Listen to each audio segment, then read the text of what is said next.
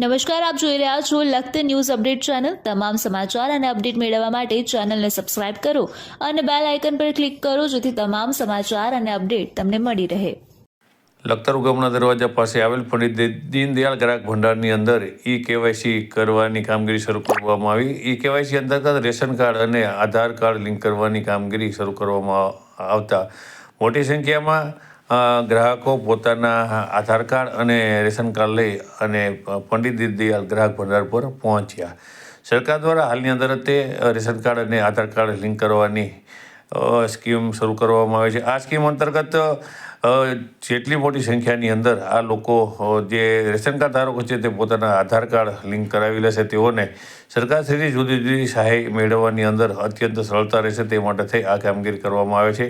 ત્યારે લખતર મામલતદાર આર પટેલ અને લખતર નાયબ મામલતદાર પુરવઠા વિભાગના કિરણબેન સહિત લખતર ગામની જે પંડિત દીનદયાળ ગ્રાહક ભંડારના જે સંચાલકો છે તેઓ મોટી સંખ્યાની અંદર ઉગમના દરવાજા પાસે આવેલ દીનદયાળ ગ્રાહક ભંડારની દુકાને પહોંચ્યા હતા અને ત્યાં તેમના દ્વારા આ કામગીરી શરૂ કરવામાં આવી હતી। ત્યારે લખતર ગામના લોકો મોટી સંખ્યાની અંદર પોતે કેવાયસી કરવા માટે પહોંચ્યા હતા।